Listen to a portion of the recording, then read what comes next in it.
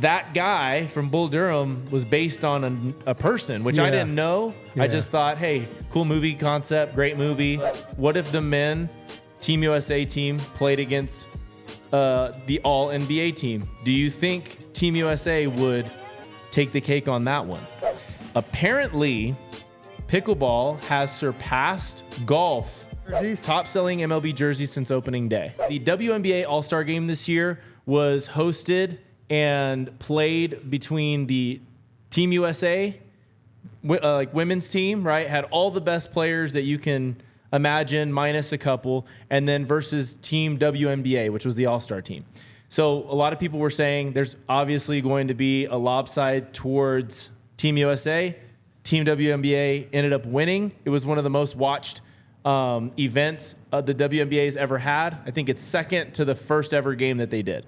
So a big show out for who was watching that and who was listening to that. Obviously, Caitlin Clark is the attention drawer, but she played with Angel Reese for the first time ever. So that was a big deal. And they had good things to say about each other, which does that diminish the rivalry a little bit, or do you feel like it's just kind of a break from all of it? No, I think when you're playing against each other, it's like Magic Bird. You know what I mean? You go at it hard, and then off the court, it's like whatever. You don't really like sit there and dwell on it, and make it all personal. I think hey, and then if you're on the same team, it's like, hey, we're up against these girls that snubbed us from being on the Olympic team, so we've got to show them, what we're Show about. them what's up. Yeah, exactly. So my thing bouncing off of this was a couple of notable stats that came from it, but I also wanted to talk about flipping this for the men's side of things, because nobody pays attention to the NBA All-Star Game. Right. It is the worst, maybe the worst All-Star Game of all of them. Football isn't very good.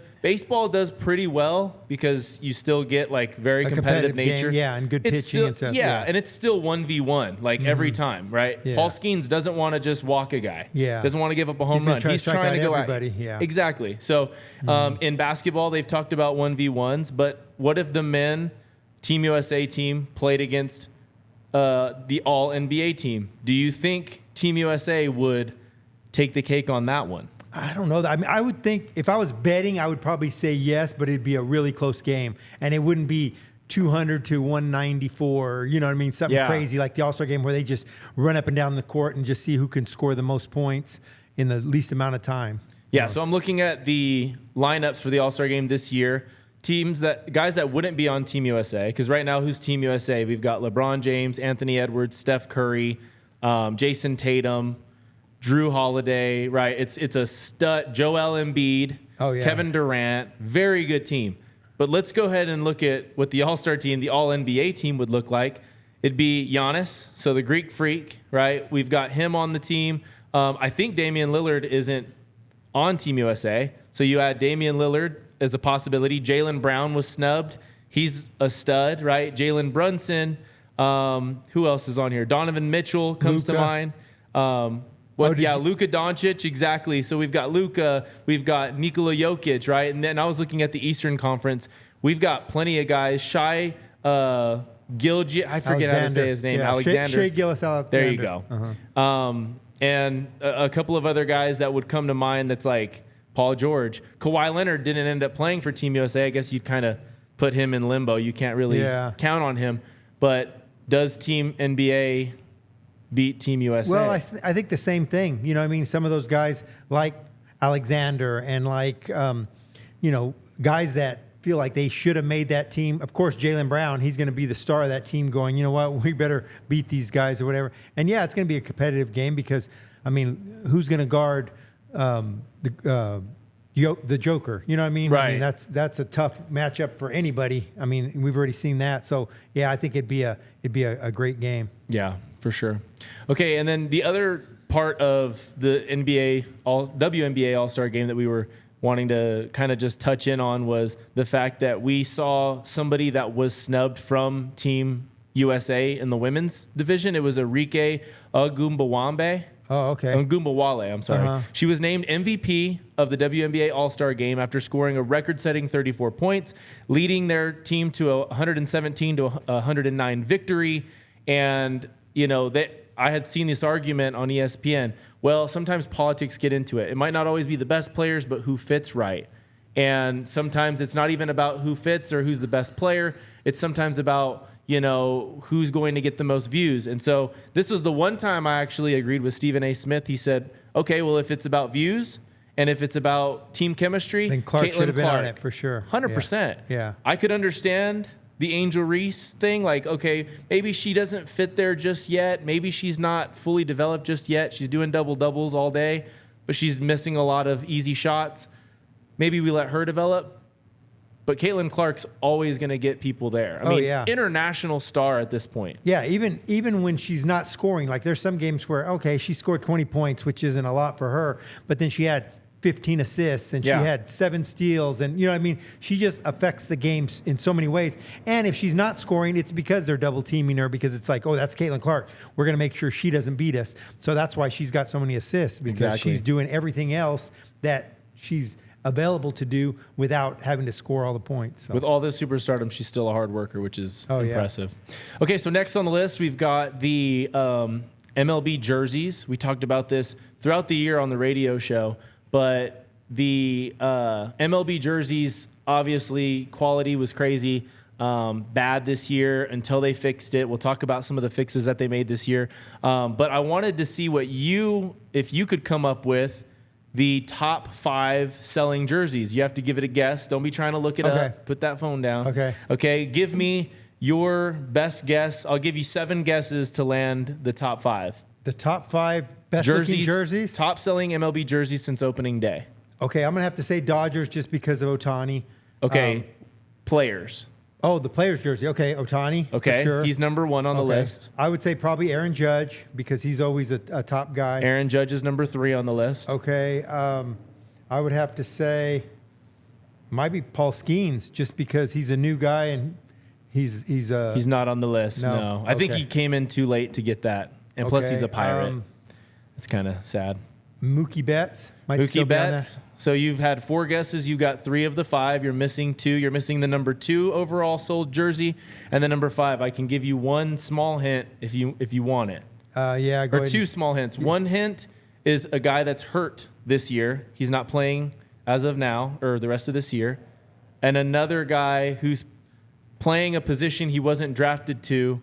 Okay, San Diego Padres. Golly, what's it? Fernando Tatis. Nope. You've got 2 more guesses. Oh, dang. I think that's what it'll come down to. Who's playing in position? Okay, you're going to have to give One's a big market. Both of them are big market teams, old school teams. Okay, Red in the team. Okay, I know. The Braves, Atlanta Braves. Okay. Acuna. Yes, Ronald Acuna he's number Jr. 5 on the list. Very good. And your last guess, I think I've given you 7. This is your 7th guess. I don't know. I might have given you extra probably one. Close enough. Okay, how about this? Probably the most notable high school baseball player of all time. Oh, okay, Bryce Harper. Bryce Harper, number 2. You did pretty good. I mean, I think I gave you that last one a little bit. Especially since I haven't been paying attention to baseball for a while. Yeah, so Shohei Ohtani at number 1. I don't think there's a surprise there. No. I think it's clear because who's going to buy his jersey? Everybody in America who thinks he's the best, everybody in Japan, and everybody, period. Well, and also because he changed teams. So it's like everybody wants that jersey because it's like if he was still on the Angels, that wouldn't probably be the number 1 jersey because it'd be like half of them already have That's fair. them. You know what I mean? So I think that's the big Do you thing. think Bryce Harper being at number 2 is partially that too? People are still catching up on No, I think from the just because of Nationals? his popularity and because of his personality and stuff, I think he would probably be maybe higher if he switched teams, but it's not much. I mean, you can't get much higher than number 2 when you got Ohtani as the number 1 guy. Very true. Okay, so I wanted to actually throw you another quiz. I don't know. Okay. We're big foodies, so fast food, big on that. Sit-down restaurants. We had a chance to go to Albuquerque not long ago. We got to go to a couple of really cool restaurants there. And so my question is here, one of the things that I guess I'll give one away, okay? The top 5 fast food restaurants according to USA Today, based on them being considered the best in America, okay? And I'll say this, Chick-Fil-A is on that list, and the reason I'm bringing this up is because they're no longer number 1 on the list. Oh, okay. So, and that was going to be one of my guesses, so I should still get that, right? Okay. So let's see how well you fare. You've got 4 more to go. They fell down to number 3. So who are the best fast food chains in America? God, that's a tough one. I'm going to guess Chipotle. Chipotle is not on the list. Not even in the top 10. Oh, okay. Raising Cane's? Raising Cane's is also not in the top 10. I don't think they're spread out enough yet. Fast food. Okay. Dang, that's a tough one. I'm not going to say any of the cheesy places, but I guess I can say like Taco Bell. Taco Bell is number 7. Oh, dang. So no, not in there. McDonald's. McDonald's is not in the top 5 in terms of best fast food chains in America. Dang, this is according to USA Today, by the way. So one is one of your favorites of all time. In-N-Out Burger? In-N-Out Burger's at number 4. Okay, see, I didn't figure it was it's only pretty much in the West. You know what I mean? It's not really in the East part of the country, so that's pretty good. I think the biggest surprise on this list, and I'll go ahead and name them out, is the rival for Chick-Fil-A. Okay, so at number 1, it's Del Taco. Best fast food chain in America. That's hard to believe. That's interesting. I know, I agree. Number 2, KFC, Kentucky Fried Chicken over Chick-fil-A. This came after apparently Chick-fil-A announced that they're shifting away from antibiotic-free chicken. So once people heard that, I guess they started to knock them down on the list. I thought KFC, I mean, is KFC that much healthier? I don't know. You know? Apparently it must be. If not, they have to say the same thing. You know, or they're just, maybe just Kentucky's got that following. Yeah. At number 3, Chick-fil-A. Number 4, In-N-Out Burger. And at number 5, Hardee's. So like the affiliate with Carl's Jr. Hardee's. I would have never guessed it either. So I don't blame you there. But yeah, to go down the list, number 6, Captain D's. 7, Taco Bell. 8, Popeyes. 9, Zaxby's. And at 10, Arby's. Which I will never believe you if you told me Arby's. I like Arby's. Yeah. But there's no way top 10 best. Anyways, regardless. So let's go ahead and go on into the next one. This one is right up your alley, probably your favorite topic of all time. What do you think it is? Your favorite topic right now. My favorite topic? Oh, pickleball. It's got to be pickleball, right? Apparently, pickleball has surpassed golf. Okay, that's number 1. Yeah, so it says pickleball surpasses golf as the sport that gets business done. Golf courses used to be one of the most popular venues to secure business deals, but now that's being replaced by pickleball courts. Bloomberg states meetings on the court are at a much lower cost and take less time to play. They're also less intimidating for non-golfers, making it an easier activity for people of all ages to pick up quickly. Over the past year, you're at the pickleball courts probably 5 days a week? My wife says 7, but yeah, I would say 5. Okay, 6 to 7 days of the week you're there at the pickleball courts. In the last year, based on just here in this small populated town, how many new pickleballers have you seen go out there? Oh, there's a lot. I mean, it seems like every day you've got to get there a little bit earlier just to get a court because we only have 8 courts. And of course, I'm trying to get more courts because it just seems like anytime after 5:30 or so till 9 o'clock, it's just they're all taken, and you're waiting to play, and it's a tough deal. So yeah, we either got to get more courts in other areas of Carlsbad, maybe to spread it out, or find a way to mark some more courts. What do you put? Have you had any business deals go down over the pickleball court? I think I have, just because like for accounting stuff and different things like that, guys that I play with, they start asking you questions about stuff or things that you do, and then it's just conversation. Things about business. So it makes a lot of sense because there's not a lot of idle time. But if you're waiting for a court, then it's like, oh yeah, so how's it going? And hey, so what do you do? And before you know it, you're talking about that kind of stuff. So yeah, it makes it nice because I'm not a very good golfer, so it's good to know that I should. I confirm that. Just kidding. All right. So the next thing on the list, the last topic on the list, came from a super wild pitcher in minor league baseball. His name is Francisco Vicioso, I believe is how you pronounce it. It says he's in the Braves system. He's thrown 3 innings of professional baseball. In those 3 innings, he's had 28 walks, 35 wild pitches, 4 hit by pitches, 20 earned runs, and 3 fielding errors in 3 chances.